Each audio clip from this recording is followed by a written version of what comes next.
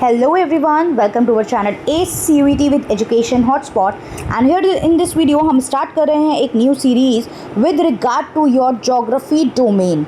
आपके geography domain के लिए यहाँ पे हम एक MCQ सीरीज स्टार्ट कर रहे हैं where we will try to cover the 500 plus MCQ before your exam.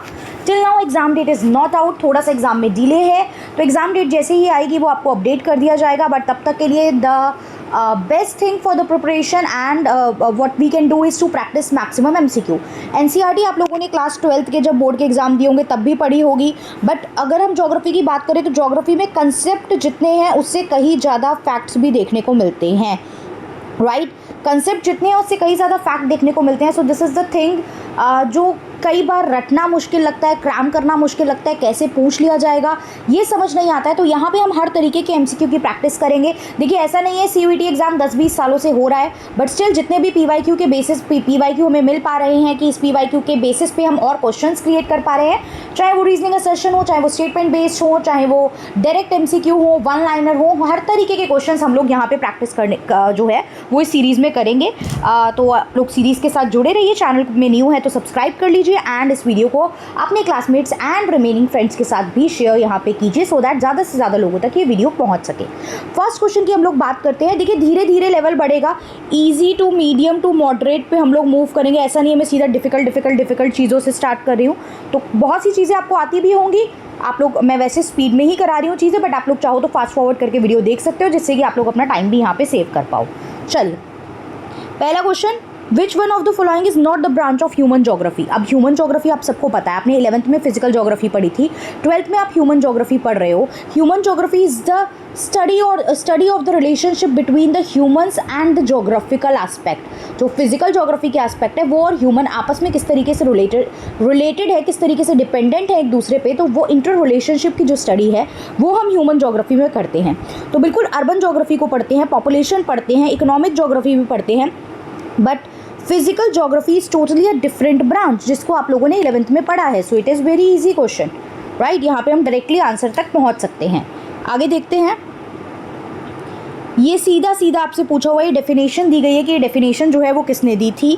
यहाँ पे बात किया गया है ह्यूमन ज्योग्राफी की डेफिनेशन की, that it is a conception resulting from synthetic knowledge of physical laws, यानी जो फिजिकल लॉज, ज्योग्राफिकल लॉज बनते हैं जो हमारे अर्थ को गवर्न कर रहे हैं, और the relationship between living beings which inhabit it, जो यहाँ पे लिविंग बींग रह रही हैं उनके बीच में, और आपका जो फिजिकल लॉज जो हैं अर्थ के रिगार्डिंग उनके बीच के रिलेशनशिप को ये हमें बताता है। ऑप्शन है हमारे पास Ratzel, LNC Semple, Paul Vidal, Griffith Taylor. आप पॉज करके एक बार आंसर दे सकते हैं यहाँ पे और बाद में अपने पास लिख सकते हैं और बाद में करेक्ट इनकरेक्ट चेक करके मुझे कमेंट में स्कोर भी बता सकते हैं अपने।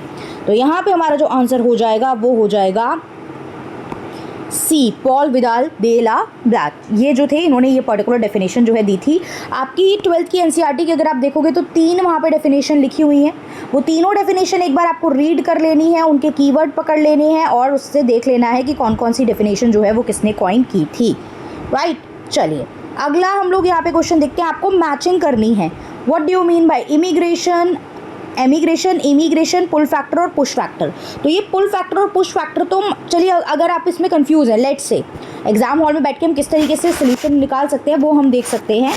तो अगर आप इसमें कंफ्यूज हैं, पुश फैक्टर आपको पता है इजीली माइग्रेशन के पुश फैक्टर्स जो आपको किसी प्लेस को छोड़ने पे मजबूर कर रहे हैं, पुल फैक्टर जो आपको किसी जगह पे अट्रैक्ट कर रहे हैं, राइट।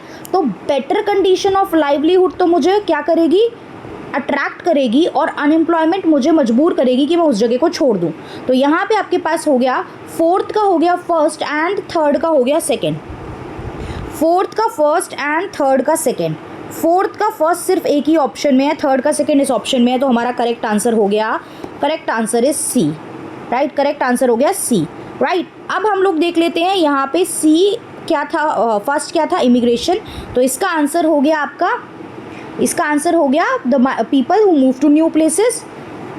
यहाँ पे आप देखेंगे C जो है फर्स्ट का 4th होगा, तो इमिग्रेशन हो जाएगा माइग्रेंट जो किसी प्लेस से मूव करके किसी जगह को छोड़ के जा रहे हैं, और जो न्यू प्लेस पे जा रहे हैं उन लोगों को वहाँ के लिए इमिग्रेंट बोलते हैं। जैसे फॉर एग्जांपल आप इंडिया से गए हैं फॉर एग्जांपल US, राइट।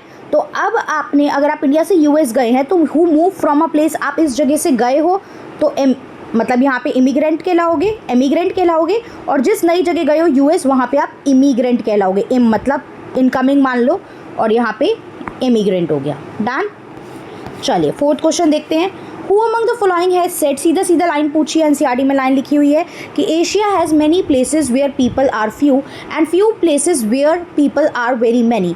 ये है पॉपुलेशन डिस्ट्रीब्यूशन को लेके कि कुछ जगह पे ज़्यादा पॉपुलेशन रहती है और कुछ जगह पे कम, बिकॉज कुछ जो जगह होती हैं वहाँ पे लिविंग कंडीशन फेवरेबल होती हैं, वहाँ पे रहना जो है वो फेवरेबल होता है कि एम्प्लॉयमेंट अपॉर्चुनिटीज़ है, लैंड फर्टाइल है, लैंड जो है वो प्लेन स्लोप्स है, तो multiple economic, political, social, cultural बहुत सारे कारण होते हैं कि कुछ जगह पे हमें ज़्यादा पॉपुलेशन देखने को मिलती है और कुछ जगह कंडीशन फेवरेबल नहीं होती है लिविंग के लिए, तो बहुत कम लोग वहाँ पे रह रहे होते हैं। तो इस केस में हमारा आंसर क्या हो जाएगा, किसने ये दी है? आई होप अब तक आप सबने आंसर कर दिया होगा। देखिए माल्थ्यूस ने तो पॉपुलेशन ग्रोथ की थ्योरी दी है, महबूबुल हक अमर्त्य सेन ह्यूमन डेवलपमेंट से रिलेटेड है, तो यहाँ पे क्लियर कट हमारा आंसर जो है वो क्या हो जाएगा, जॉर्ज बी स्ट्रेसे। Clear. This is question number 4, again factual question. Fifth again बिल्कुल फैक्चुअल क्वेश्चन है। रॉबर्ट माल्थ्यूस ने अपनी जो थ्योरी है पॉपुलेशन ग्रोथ के रिगार्डिंग एपीजीपी, जिसमें वो बात करते हैं कि पॉपुलेशन तेज़ी से बढ़ती है यानी जीपी से बढ़ती है, और जो है आपकी जो रिसोर्सेज है वो एपी से बढ़ते हैं, यानी कि बढ़ते तो हैं लेकिन स्लो रेट पे बढ़ते हैं रिसोर्सेज, इसीलिए ये रिसोर्सेज जो हैं इस पॉपुलेशन की नीड को सेटिस्फाई करने में एबल नहीं रहते हैं, नहीं फुलफिल कर पाते हैं। दिस इज़ द थ्योरी जो रॉबर्ट माल्थ्यूस ने पॉपुलेशन के रिगार्डिंग दी थी। तो यहाँ पे हमारा आंसर हो जाएगा 1798। क्लियर, आंसर हो जाएगा 1798। Question number 6 is reasoning assertion based question. Reasoning assertion based क्या क्वेश्चन है, people prefer living on a flat plain and gentle slope. सही बात है, ये तो स्टेटमेंट सही है कि फ्लैट प्लेन्स पे रहना पसंद करते हैं, हिली एरिया में कंडीशंस ऑड होती हैं, ट्रांसपोर्टेशन ट्रैवलिंग मुश्किल हो जाती है, तो ये बात ठीक है। These areas are favourable for the production of crops to build road and industry. ये बात भी ठीक है कि जो प्लेन एरिया होते हैं वहाँ पे आप खेती कर सकते हो, रोड इंडस्ट्री आसानी से बना सकते हो। अब आपको देखना क्या है कि आज दोनों सही हैं, और सही है तो क्या ये रीज़न इसका सही रीज़न है इस स्टेटमेंट का, तो बीच में लगाना पड़ता है बिकॉज। तो people prefer living on flat plains and gentle slope because ये एरिया जो है these are the favourable for the production of crop and to build road and industry. बिल्कुल सही बात है, क्योंकि यहाँ कंडीशन ये वाली फेवरेबल है, तो that's why people prefer to live there. तो ये दोनों करेक्ट हैं and R is the correct explanation of A. Clear, this will be the answer to this question. अगला क्वेश्चन देखते हैं, question number 7। Which of the following are the pillars of human development. इनमें से human development के pillars कौन से हैं। Human development chapter में आपको उसका मीनिंग देखना है, आपको देखना है ह्यूमन डेवलपमेंट चैप्टर्स में उसकी जो थ्योरीज़ हैं वो हमें देखनी है, उसके पिलर्स 4 पिलर्स की बात करनी है। थ्योरी से मेरा मतलब अप्रोचेस से है, right, theories and approaches are same. उसके बाद ह्यूमन डेवलपमेंट इंडेक्स की बात करनी है, उसके इंडिकेटर की बात करनी है, स्केल कितने से कितने 0 से 1 तक की इसकी रैंकिंग होती है ये आपको देखना है, right. Gross national happiness index की बात करनी है। तो ये कुछ टॉपिक है जो इस पर्टिकुलर चैप्टर में आपको देखने हैं। तो पिलर्स की मैं बात करूं तो 4 पिलर होते हैं, and equity, sustainability, productivity and empowerment. ये चारों पिलर्स जो हैं वो ह्यूमन डेवलपमेंट के हैं। आने वाली फर्दर क्लासेस में मैं इनके मीनिंग से भी एक MCQ क्रिएट करूंगी कि इनका क्या क्या मीनिंग होता है और वो करेक्टली मैच है या नहीं, बट यहाँ के लिए अभी हमें सिर्फ पिलर्स के नाम से हम लोग आंसर देखते हैं। तो ये चारों ही आपके क्या हैं, पिलर्स ऑफ ह्यूमन डेवलपमेंट है। Question number 8, consider the following statement with regard to the growth and development, और फिर आपको बताना है इसमें से कि करेक्ट या इनकरेक्ट कौन सी है। पहले पढ़ लेते हैं, बताना क्या है कि कौन सी स्टेटमेंट करेक्ट है। चलिए देखते हैं। डेवलपमेंट जो होती है वो क्वांटिटेटिव होती है और ग्रोथ जो होती है वो क्वालिटेटिव होती है। यही बात गलत हो गई। ग्रोथ हमेशा क्वांटिटी की बात करती है, न्यूमेरिक फिगर्स की बात करती है, right, and development qualitative aspect की बात करती है। डेवलपमेंट एक लाइफ लॉन्ग प्रोसेस होता है, till the end of the life चलता है। ग्रोथ स्टार्ट होकर एक सर्टेन पॉइंट पे जाके रुक जाता है। ग्रोथ पॉजिटिव भी हो सकती है और नेगेटिव भी हो सकती है, डेवलपमेंट ऑलवेज पॉजिटिव होती है। ये सब बेसिक ग्रोथ डेवलपमेंट में हम लोग देखते हैं मीनिंग ना इसका। डेवलपमेंट जो होता है वो नेवर एंडिंग प्रोसेस है, ऑनगोइंग प्रोसेस है, लाइफ लॉन्ग चलता है, लेकिन ग्रोथ जो होती है वो एक सर्टेन टाइम पे क्या हो जाती है, पॉज देखने को मिल जाता है। तो ये दो तो गलत हो गए। अगली statement, growth can be positive and negative but development occurs जब पॉजिटिव ग्रोथ होती है, तो बिल्कुल थर्ड स्टेटमेंट सही है। तो यहाँ पे आपसे वो यही पूछ रहा था कि कौन सी स्टेटमेंट करेक्ट है, तो हमारे पास बी ऑप्शन है आपका ओनली 3, तो ये करेक्ट हो जाएगा। चलिए let's move further. Which of the following published human development report? It is very easy. Human development report कौन पब्लिश करता है? UNDP, NITI Aayog, world bank, WTO, that is UNDP. UNDP की full form is united nation development programme.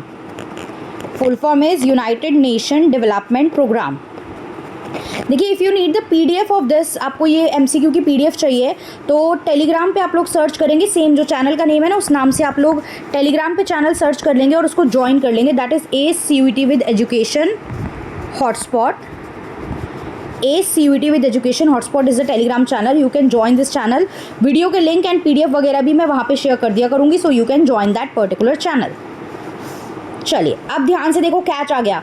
अभी ऊपर वाले question में क्या था, आपको बताना था कि HDI जो है वो UNDP पब्लिश करता है, लेकिन अगर क्वेश्चन में ये लिखा आ जाए कि ह्यूमन डेवलपमेंट इंडेक्स रैंकिंग जो है इंडियन स्टेट को कौन देता है, इंडियन स्टेट को ये रैंकिंग कौन देता है, और अगर आपने नहीं पढ़ा है, नहीं पता, तो आप लोगों को तो एकदम से ह्यूमन डेवलपमेंट रैंकिंग देखते ही आप लोग UNDP पे मार्क कर दोगे, बट UNDP उस केस में गलत हो जाएगा क्योंकि यहाँ पे टर्म है इंडियन स्टेट। इंडिया में ये रैंकिंग कौन देता है? हमें इंटरनेशनल रैंकिंग तो मिलती ही मिलती है, बट हम खुद से अपने पार्ट पे भी अपने स्टेट को भी रैंकिंग देते हैं कि हमारा कौन सा स्टेट ह्यूमन डेवलपमेंट के किन किन पैरामीटर को फुलफिल कर रहा है और वो कहाँ स्टैंड करता है। ये रैंकिंग देने का काम करती है NITI Aayog, national institution for transforming India. NITI Aayog is the organisation जो इंडियन स्टेट्स को ह्यूमन डेवलपमेंट रैंकिंग ग्रांट करती है। Next is full form of UNDP, मैं अभी ऊपर बता ही चुकी हूँ, तो मुझे ज़्यादा टाइम वेस्ट करने की इस क्वेश्चन पे ज़रूरत नहीं है। सीधा सीधा answer United nation development Programme. 12th question, Amartya Sen के अकॉर्डिंग डेवलपमेंट का मेन ऑब्जेक्टिव क्या है? देखो, सीधी NCERT में लाइन है, अगर आपने पढ़ी है तो आप लोग आंसर कर पाओगे, अदरवाइज़ ये चीज़ में इधर उधर हो जाओगे। That's why I am saying कि जितने ज़्यादा MCQ प्रैक्टिस करो उतना ज़्यादा हमारे लिए अच्छा है। जितने ज़्यादा MCQ प्रैक्टिस होंगे उतना ही हम लोग यहाँ पे जो है एग्ज़ाम रिलेटेड प्रिपेयर जो है हो पाएंगे। जितना तैयारी में खून बहा लो, पसीना बहा लो, तो एग्ज़ाम में कम परेशानी होती है, राइट। तो उनके अकॉर्डिंग ब्रदरहुड को बढ़ाना, फ्रीडम बढ़ाना, डेमोक्रेसी बढ़ाना या इक्वालिटी बढ़ाना। तो इक्वालिटी से बहुत लोग कन्फ्यूज़ हो सकते हैं जो पढ़ के नहीं जाएंगे, बट यहाँ पे फ्रीडम, इंक्रीज़ इन फ्रीडम अगर आप लोग करते हो, फ्रीडम ऑफ चॉइस, ताकि लोग चूज़ कर पाएँ चीज़ों को। लोगों को हमें इतना कैपेबल बनाना है, कैपेबिलिटी अप्रोच की बात करते थे ना ये, तो लोगों को हमें इतना कैपेबल बनाना है कि वो अपने लिए चीज़ों को चूज़ कर पाएँ, right. Capability approach of human development is related to Amartya Sen. अगला क्वेश्चन देखते हैं। The worker engage in primary activities, primary activity में जो इंगेज होते हैं उन्हें क्या बोलते हैं? प्राइमरी एक्टिविटी में जो वर्कर इंगेज होते हैं, white collar, blue collar, pink collar या रेड कॉलर? तो देखिए, ब्लू कॉलर होते हैं वर्कर्स जो मैन्युफैक्चरिंग वगैरह का काम कर रहे हैं, राइट। वाइट कॉलर होते हैं जो एडमिनिस्ट्रेशन लेवल का, मैनेजमेंट, एडमिनिस्ट्रेशन, हाई प्रोफेशनल, जो हाईली प्रोफेशनलिस्ट पर्सन होते हैं वो। पिंक कॉलर में हॉस्पिटेबिलिटी सर्विसेज वगैरह जाती हैं, हॉस्पिटेबिलिटी जैसे नर्सिंग हो गया, होटल मैनेजमेंट हो गया, स्कूल टीचिंग हो गया, ये सब चीज़ें, राइट। तो red collar workers is the answer, कि जो लोग प्राइमरी एंड रिलेटेड एक्टिविटीज़ में एंगेज होते हैं उनको हम लोग रेड कॉलर वर्कर बोलते हैं। क्लियर? बाकी चार भी साथ में क्लियर हो गए। Let's move to the next question. Question number 14, which tree is use to make chewing gums? पता है तो वेल एंड गुड, नहीं पता तो अभी सीख लोगे। देखो, ये नाम तो आप लोगों ने सुने हुए हैं ना, इनसे तो नहीं सुना ना कि च्युइंगम बन रही है, तो ये कुछ अजीब सा नाम यही है यहाँ पे, जपोटा। तो जपोटा इज़ द ट्री जो आप च्युइंगम बनाने के लिए यूज़ करते हैं, और नहीं पता तो अभी याद कर लेंगे इस चीज़ को। चलिए, नेक्स्ट आता है हमारे पास गुजर, बकरवाल, भूटिया जो पीपल हैं, ये कौन से हिली एरियाज में मिलते हैं? These are some of the tribes. तो ये सबसे पहले तो ये कहाँ मिलते हैं ये आपको बताना है। तो ये हमें कहाँ, रॉकी, एंडेस, हिमालय, एल्प्स, तो ये हमें हिमालयन रीजन में देखने को मिलते हैं। ऐसे ही बहुत सारे फैक्चुअल क्वेश्चन फैक्ट इंक्लूड हैं, दैट्स वाई फैक्ट्स में बहुत टाइम लगाना नहीं है, फैक्ट को सीधा पढ़ना है, सुनना है, याद रखना है और आगे बढ़ना है। तो ये 15 क्वेश्चन हमने इस पर्टिकुलर पार्ट 1 में कवर करे। If you want part 2 of this, if you want maximum question with regard to this, then do let me know in the comment box. I will try कि हम लोग जल्द से जल्द इस सीरीज़ को कंप्लीट करें। And if you like the series तो एक्चुअली में भी वीडियो को लाइक कीजिए, कमेंट करके बताइए, एंड मैक्सिमम लोगों तक इस वीडियो को शेयर कीजिए। मिलते हैं अगले वीडियो में with the remaining MCQ। So that's all. Thank you everyone. See you in the next video.